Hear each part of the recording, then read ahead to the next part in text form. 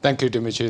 It's very kind of you, and thank you for the introduction. So I'm going to talk about robotics and how it evolved over the last 25 years and where it is developing, and very much linking to the previous talks, in fact, that linking imaging, sensing, and how this can drive personalized medicine. So I come from Imperial College, that you're all familiar with Hyde Park. We're next to it. So next time we come to Royal Albert Hall or nearby, and come visit us. So Imperial, obviously, that is very much engineering technology, but in 1988, that we formed our medical school. Now, medical school is about 50% of the Imperial College itself. So a lot of our work is really biomedical related.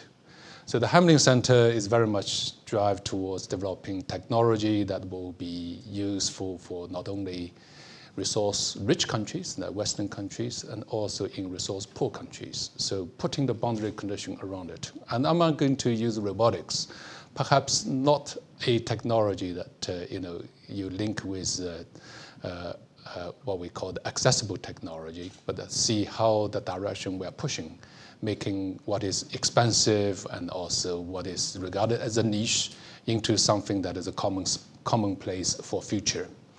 So the research we focus on within the Hamling Centre in 3 areas: imaging, that main topic we are talking about today, and also linking with sensing, so both implantable, wearable sensing. And that it's good that Robert talked about the cellular level imaging and also Raman spectroscopy. In fact, for surgery, that we are moving really from the morphological imaging into those kind of details now, that cellular level imaging, particularly for oncological surgery, and we are doing this quite routinely. Then the next thing, of course, is robotics. And as you drive down the scale, and how do we make sure that we can manipulate at those scales? And those scales are pretty much in the order of tens of microns. So clearly that by using human hand, that is not something that you can do. So before I start, perhaps that we can look at how surgery has impacted our life back in 1800. That this is the very first blood transfusion, and since those days, really, that you have turned something that is acute and unsavable into something that is manageable. And in 1940, that's the first metal hip replacements being done. In fact, that's a lot earlier than I expected. I always saw that was 1960s and 1970s technology. That in 1967, that's the first heart transplant that you all know. That's Christian Barnard, and the first laparoscopic surgery, or we call the keyhole surgery, was really started in 1975. So the technology has moved a long way, that now we are talking about the full face transplant and so on. So with all this, that the surgery is really moving from open surgery into something that is minimally invasive, or called the keyhole surgery. And then in the last 10 years or so, that 20 years, is really starting to experiment with robotic assistance. I have to say, robotic surgery currently is really done for procedures. You don't have to use robotics, but the use of robotic technology will improve the consistency, safety, and also decrease the blood loss and so on. But the next 25 years is going to be really exciting, because what we are driving towards is into using robotics to do something that you cannot do with bare human hands. So when you look at the surgery, that these are the 3 types of approaches that you try to do. So open surgery, that I don't need to explain, but this is what the keyhole surgery is all about. You make multiple incisions, as you can see here, one of which is actually the camera. So here that you have 2 to 3 instruments and help you to manipulate. The reason we use 3 instruments, you need 2 hands to manipulate, and you also need the other hand to displace the tissue to create a workspace. That's why typically we use 3. Then another type is called the intraluminal surgery. So you go through the orifice that goes through the mouth or the back end, then you reach to the side and operate within the lumen. The reason for that is a lot of the diseases originate or start within the lumen. That, of course, digestive tract is one thing, and also vascular that is also another. Although there is no natural orifice per se, but you make a small puncture that you'll be able to access to the entire vascular tree. When we talk about bronchoscopy is another example. Then what the surgical community try to push is what we call the transluminal approach. That is that if you want to access to a specific site, for instance, in this case, the gallbladder, and you can use the gastric pulse, you breach the lumen, you cut a hole, and then you reach to the site, make the manipulation, disinfect because you are breaching the sterile and the non-sterile area, then close up, then come out. So you don't even see surface incisions. And this is what the surgical community try to push. And it's debatable, the real value of this, apart from the cosmesis that you gain from those operations. But nevertheless, that what is clear is that we are moving towards precise, more deeper lesions, smaller lesions, earlier intervention, and also combined with all the other advances in terms of local drug delivery, ablation, and so on. So how has technology really influenced all this change? And of course, that in today's meeting, that imaging sensing played a huge part. That from the early years of X-ray to the nowadays, that all the CT/MR, ultrasound, and so on. But on the other axis is really the manipulators, the instruments moving from blunt, large instruments into something that is flexible, allow you to operate inside, and also instruments incorporated with sensing, incorporating with imaging. So all this integrated into a very small form factor, and then this really opened up a whole range of new opportunities. So let me take you back 25 years and to see how robotics actually has evolved and what are the lessons we can learn, and also that what are the opportunities. So the first robot actually that they use for robotic surgery is called the Robotic. So as you can imagine that as we get more and more accurate in terms of resolution and also functional details, anatomical functional details in imaging, then the first thing people think is that, hey, why don't I make a clinical CNC machine for orthopedic surgery that rather than I use SolidWorks to model it, and then I can use CT imaging to reconstruct, do the plan, then just let the machine do the rest. And this is what the Robotic is all about, is a glorified mini machine that in this case for knee procedures. And in fact, that, of course, in laboratory settings, and it worked very well because that you have a controlled and there's phantom and so on. But when it comes into human, then all the problem really starts. Because in biology, it's not that simple. It's not that just structure. And you only need to affect or not managing the cartridge very well or leaking the cracks and so on. Then you create a long-lasting pain. And how do you deal with all this? And this is really where the human intelligence and the human experience accumulated over the years really played in fact, a key part. So Robotic didn't get anywhere, that the legal litigation that nearly bankrupt the company, and the company had to go into surviving mode, and then everybody is moving away from robotics. So the lesson to learn is really that what is the role of robotics? Is it really there to replace the surgeon? And what we can achieve with robotics? And also that what are the direction you want to move towards, to do something that is really to compete with human or as an assistant to complement the surgical skills. And since those years that the community has been thinking hard and how do we actually map out the blueprint.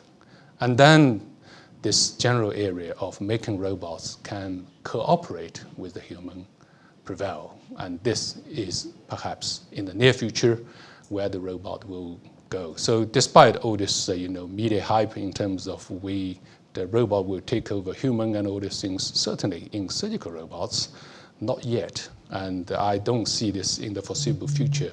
But the real value is really that we work cooperatively.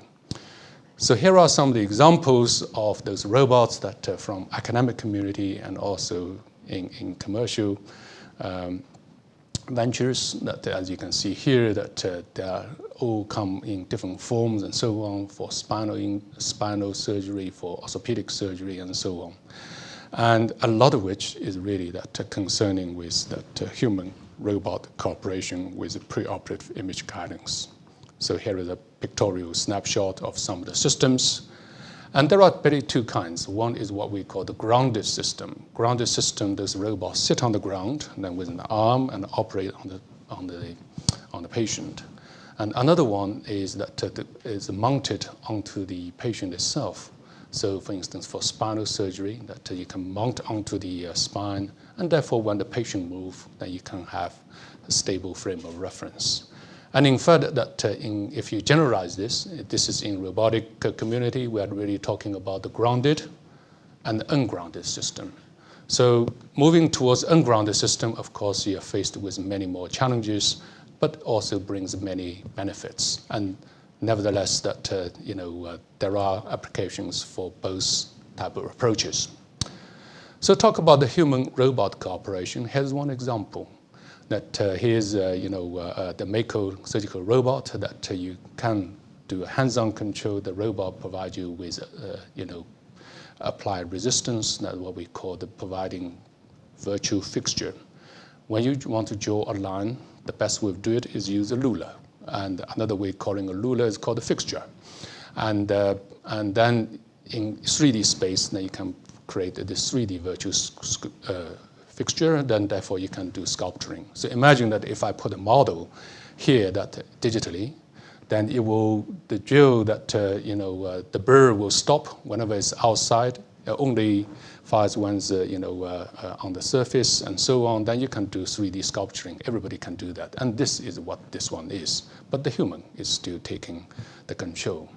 And this is another system that's called the Blue Belt, and that now taken over by Smith's nephew. And here, rather than using robotic arm to provide you with the 3D positioning and so on, that they use optical tracking. But nevertheless, the principle is the same. Then you may argue this is not quite so much of a robot because that is really an optical tracking or a drill with a tracking system. But there is the burr itself is in fact is linked with the 3D model.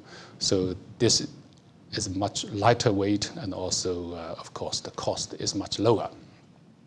So you can imagine that by using robotics, that for orthopedic surgery is understandable because the structure doesn't move, doesn't deform, and also that gives you a very clear depiction on CT images.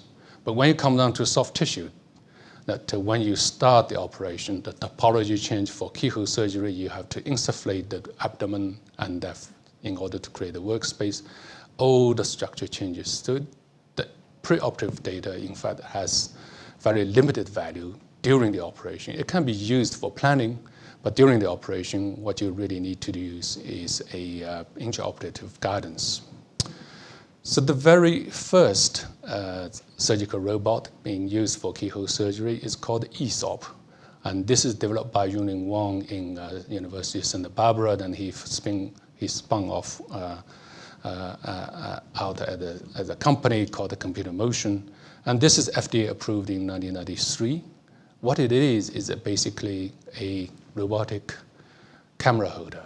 So as I mentioned, that for the keyhole surgery, you typically have a camera, and you have 2 or 3 instruments, and the camera usually is held by the surgical assistant. Then you can imagine that when you want to have collaboration, that the view is very limited, then 2 of you really need to collaborate well. And communication is the key. Then why don't you ask the surgeon to use voice control to move the camera right, left, zoom up, zoom in, zoom out. And here's the idea. So you use voice control to control the movement of the camera.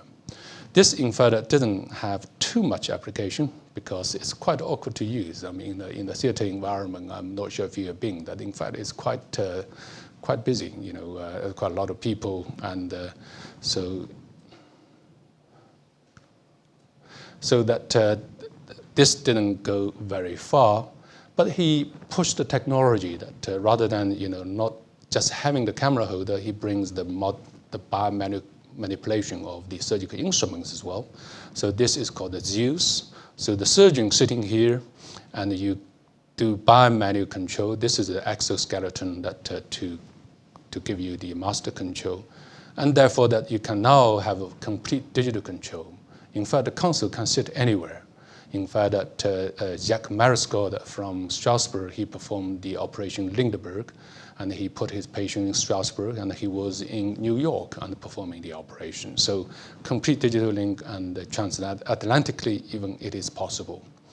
At the same time, that at the Stanford Research Institute, that they through their project with DARPA and so on, they developed this system, and also as a spin-off, then they formed this company called Intuitive Surgical, and this is Da Vinci robot.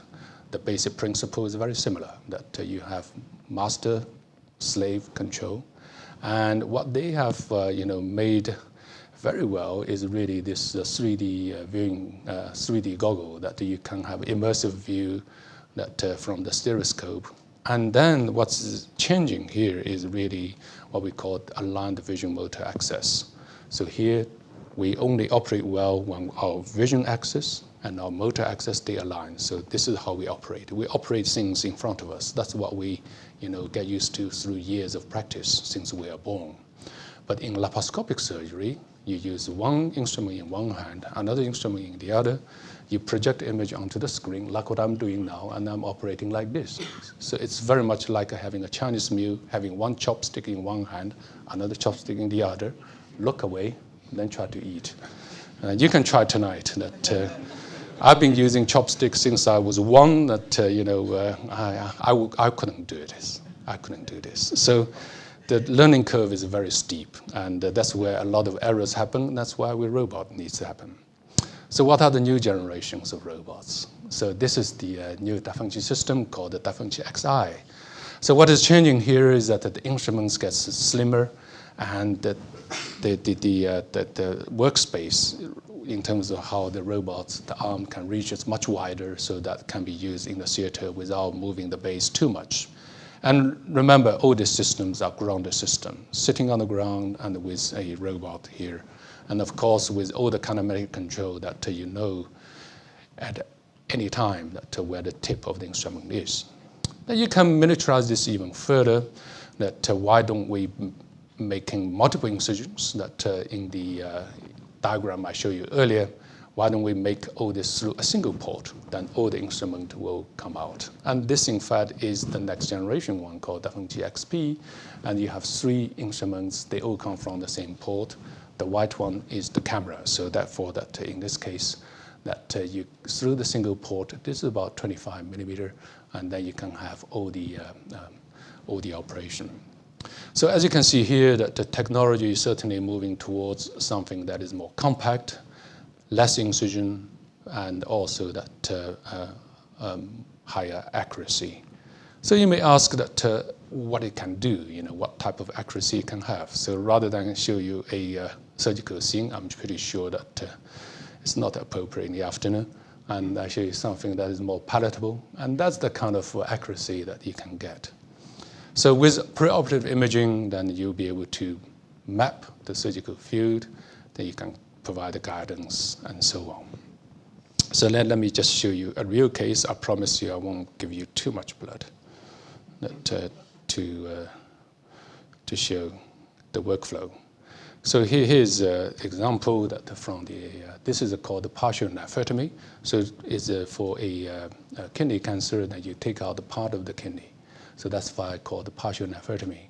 So from the MR pictures, you can do the preoperative planning, and you mark out the margin. And in here, that we use a number of techniques called inverse realism and also inverse finite animal modeling, and therefore that all the structure, everything is aligned, even when you change to some extent the topology.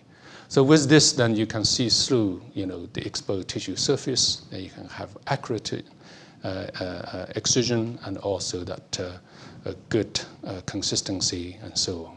But more importantly, at all this time, the surgeon is sitting there through the stereoscope, operate with control, with ease. So even when the operation is long, 3-4 hours, that you don't have these ergonomic issues that affecting like in the normal theater. So you may think that if the technology is great, that why don't every single hospital get one? Well, it is expensive. That if your pocket is deep, that and certainly not for the current status of NHS. So if you look at this, that the company itself, in fact, is making a lot of money.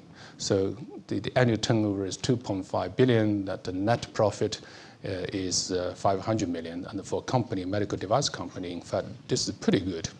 But if you look at the procedures, these are the procedures that you are talking about: the urology, and gynecology, and general surgery. But if you ask a surgeon, and the area you really need a robot is microsurgery. The area you really need a robot, those kind of a complex, cardiac procedures and so on. So what's missing, and why, it is not there? The reason for that is that the current robotic system is still quite bulky. That it's working in a kind of millimeter kind of accuracy, and when you come down to microsurgical tasks, that certainly is not good enough. So the uptake, the cost, and also that the limited application, that all affects the uptake. So worldwide, there's only about 4,000 systems around, that mostly in the US, because that this is very much insurance-driven, that once you have a reimbursement, that you can do one, and also a lot of private hospitals. But for the UK, we are not so, how shall I say, resource-rich in terms of getting those. In fact, that it's not on our NHS procurement list. And for other countries, that you see very clearly that what the uptake is like. And in Japan, they have a reasonably good uptake. And of course, it's a really reasonably affluent country, and also very good health system, but in others are not. So the real challenge is here that we can certainly in the last 25 years see the benefit of using robotics. Perhaps for the next 25 years is to make robotics widely available. But how? So there are a number of companies that are being formed, largely that, I think most of them are really inspired, may not always by the technology. They are actually inspired the balance sheet. 2.5 billion, 500 million annual net profit. It is a damn good business. So, and there are a lot of spin-off companies, and a lot of which a lot of copycats, and some of them original, new ideas. So this is going to be a very interesting space in the next 2-3 decades. So these are turning all these dots into these columns, and these are, these can be listed in the following categories: that in the single port, multiport, for vascular, for neurosurgery, and also for imaging. But one thing that is very clear: surgical robot is changing from a niche into something that is mainstream. The next thing is to make it to be, benefitable to everybody, that irrespective of your resource background. And this is really the mission that we try to push. So if we try to redesign the robot and rethink how we develop this, what are the things that we need to consider? Number one, as I mentioned, that it's unlikely that you want to develop a robot that actually to go inside a patient, operate autonomously by its own. Would you want one? And also the legal ethical issues that will be unsurmountable that in order to deal with all these things. So what you need is really to deal with access and control. So something that can work seamlessly with the human, can learn from the human, particularly for repetitive tasks, for suturing, for instance. The surgeon can demonstrate one, then you can finish the other. And you can simplify the tasks. But where to go, how to do it, and when to do it is still under the command of the surgeon. Then the next thing is really that to how do you provide things that, the actual precision combined with imaging, therefore you give you the superhuman capability. So coming back to these three approaches I talked about early on in terms of extraluminal, intraluminal, and also transluminal, then you need instruments of different kind.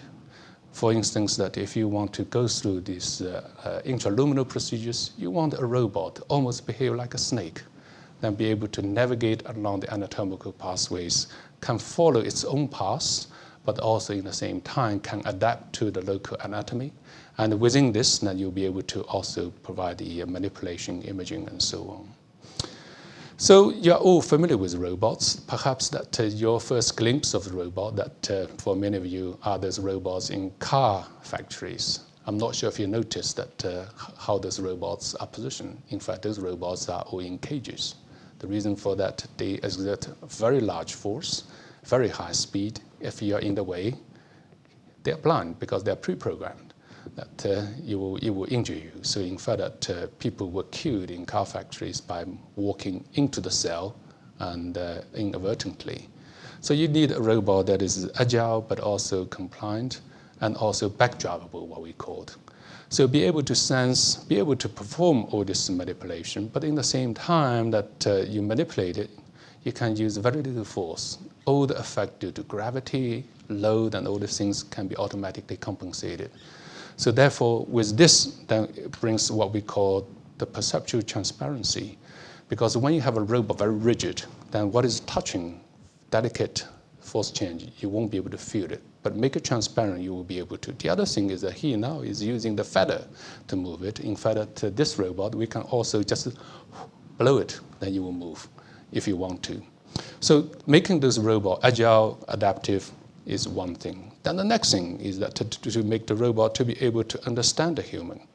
So as you know that one way of understanding the human is really to use communication, but the other is really look at your eyes. I can have a quick glance of all of your face here, then I get a very good idea that whether my talk is boring or that I should stop.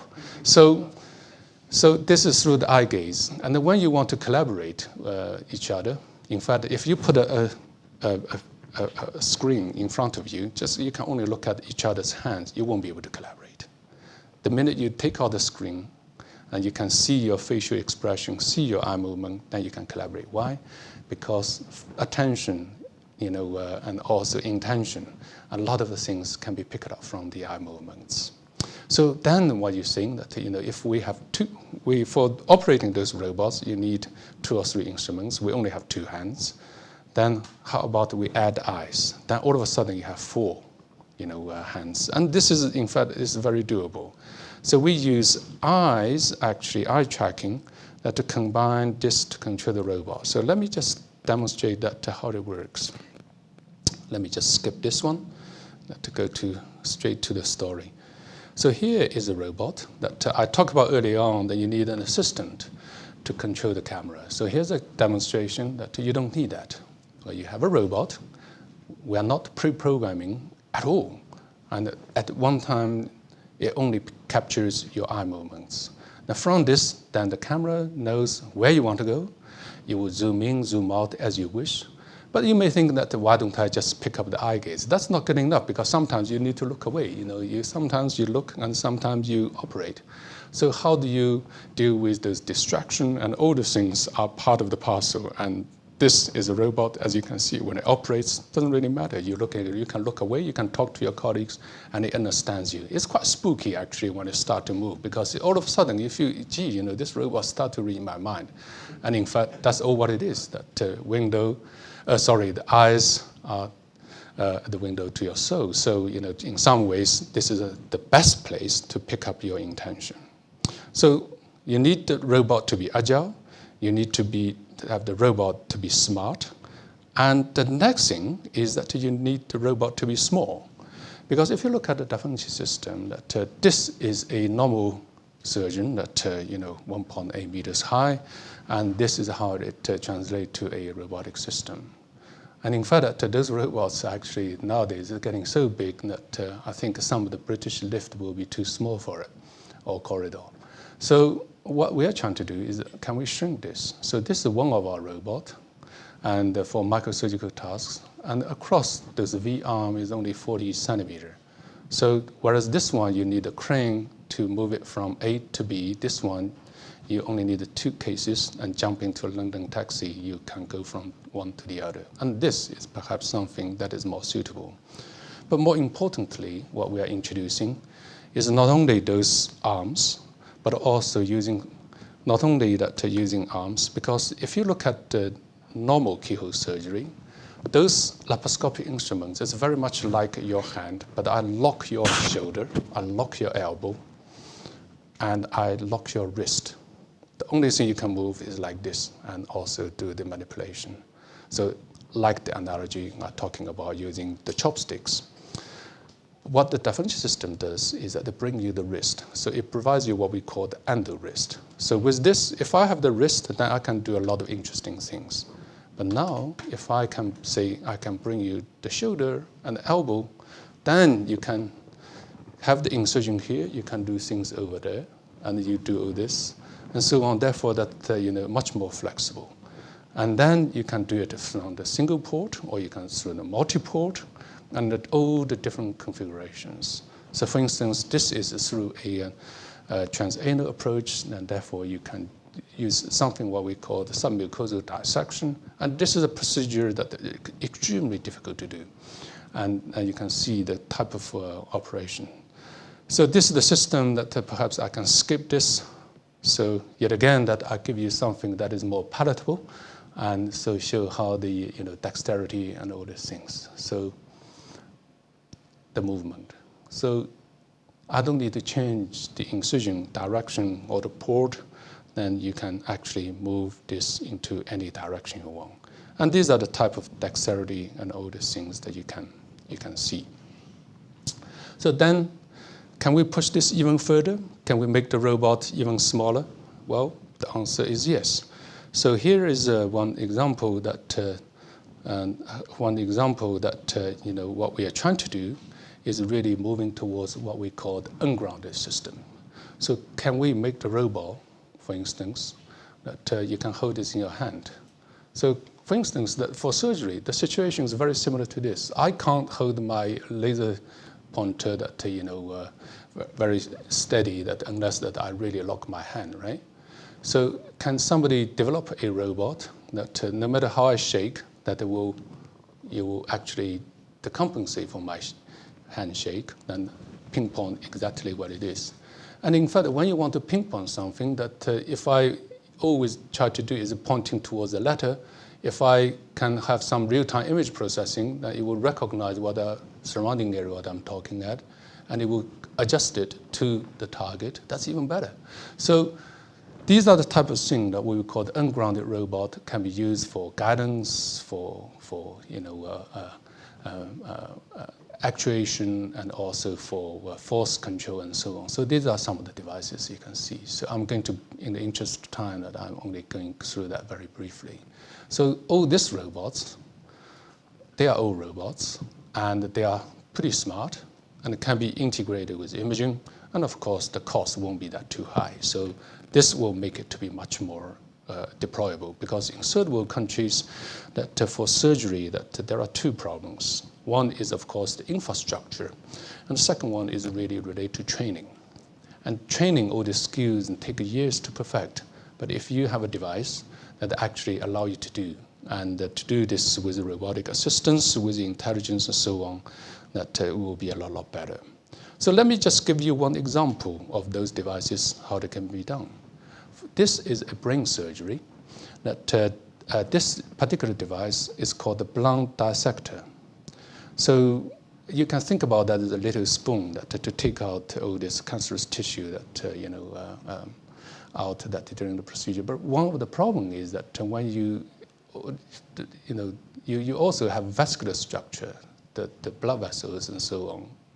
And when you have this aneurysm and you rupture it, then this is really catastrophic. That is deadly. That not too many neurosurgeons can actually rescue the patient as well as their career from such situations. So with this, that we incorporate all this force sensing and combined with augmented reality and so on. So all of a sudden, that you have a little robot with all this force management and so on, and in the same time, and you also expose what is underneath. This is through a technique that you call inverse realism. Is another one particular technique that relate to augmented reality. And what we presented here is to make the procedures very, very simple, and therefore that the surgeon all of a sudden he feels that he has a see-through vision. And those kind of devices is by no means expensive. And when they first tried it, and you say, wow, it's amazing, but this what can be done. And then talk about the miniaturization, then you can also miniaturize even further. So we talk about those devices we talk about that with about the 5 millimeter diameter and so on. Now you can make this to be 3 millimeter, even smaller. And this is one of the devices that is the diameter is 1 millimeter, and with the grasper with micro EDM, then you can have all these features. Can you make them even smaller? Well, yeah, it is possible. And let me just show you one type of grasper. How many people can guess how big this is? So if I say that at the tip of your hair, I can put a pair of them, would you remember? Would you believe me? This is 60 micron. And your hair typical width is about 100 micron to 120 micron. So this is using 2-photon polymerization. And those kind of devices, then you'll be able to use this for really looking at the cellular level manipulation. And also we can make this to be photo or chemically actuated. So therefore you can use this for drug delivery and all these things. And these are really not the smallest one we can do. You can even make those small machines or micro robotics. So this is about 15 micron and those kind of structures that you can actuate. So certainly that size is no longer the limitation. That we can make those instruments or robotics much, much smaller. Then you may ask why? Why you really need to make those things so small? So that in fact, that it's good that Robert was talking about the lung, that here I show you something that is easier to see than his CT images. So for lung intervention, for other intervention for GI, and for breast cancer, and for cardiovascular, more and more we want to access to those distal lesions. And more we want to use endoluminal approaches, i.e. through the lumen and reaching to the distal part, because this is the access pathway that will create the least amount of damage. So with this, then you need something that is flexible, but in order to reach to the very far end, then you need this almost like a telescopic way. So at the distal part, perhaps is like a normal bronchoscope, then you need to shrink this down telescopic into a catheter. And further down, you probably just use a fiber. And with this, then you'll be able to, all the things that I talk about, actually that can be mounted directly onto the fiber by using 2-photon polymerization. With this, then it's quite nice that in the sequence, the talk you put together, that you can do this type of imaging. So this is a confocal endomicroscopy. So at Imperial, that of course, the Edinburgh and all the other universities are working on this, and we also spend a lot of time on confocal endomicroscopy, but by using probe-based technique. And our emphasis is really moving on very high-speed techniques and also multispectral. So we can now achieve 240 frames per second. And with this, then you can get the cellular level details that you wish to see. So give you some ideas, the type of data you can have, and also that the multispectral data you can have. And by linking this together, that is the type of level that you can achieve. So with those details, now we are talking about every pixel 2 to 3 micron. And can you do this by hand? Of course you can't. So this is where the robotics come in. And with this, then you can really start to dig deep into the cellular level information. But linking with this robot, then you can also combine it with CO2 laser, then where you can look at the morphology, then you can zap individual areas. And in those kind of areas, ablate those areas, and it is really at the resolution that you can't do with your hands, because that every spot we can find is about 100 micron, i.e. the size of the tip of your hair. So it's really that everything is moving towards that precision surgery and also precision intervention. So this is the spot, and this is about 100 to 150 micron. So with this, then you can see the future of robotics is really moving towards something that can be used for getting both cellular and also molecular level information, And then the limit is not here because that, at Imperial, led by Zoltan Takis, and he's also developing this thing called the eye knife. So this here that they're using surgical vapor, then you can feed this into mass spec, and therefore you can get the chemical fingerprint that of the biomarkers. So this is really that what a surgery is moving towards, because in medicine, everything is moving towards what we call 4P medicine. That is predictive, preventive, personalized, and participatory. So in order to have all this kind of accuracy, and everything is driving towards the precision surgery arena.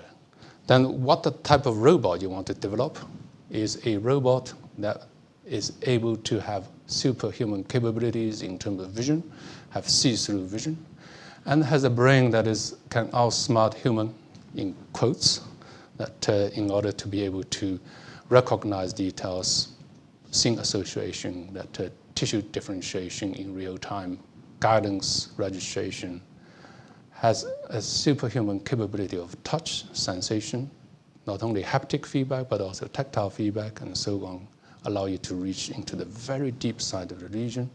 Then be able to smell that the mass spec that from the smoke, and be able to taste in terms of the sensing and also all the other functionalities and so on. So there is really ample, ground for development. But all in all, that what we are trying to develop with robotics is something that is more compact, more versatile, with better access, any type of region, with better vision, and also hopefully that towards better outcome. So all I have said, in fact, is summarized in this white paper that can be downloaded from the UK RAS network, ukras.org, that talk about the last 25 years and also the next 25 years, what the surgery is evolving towards. Of course, that my students, are the heroes behind all this work, and here are some of them that I would like to acknowledge. So with this, I would like to conclude, and also thank you very much for your attention. Thank you.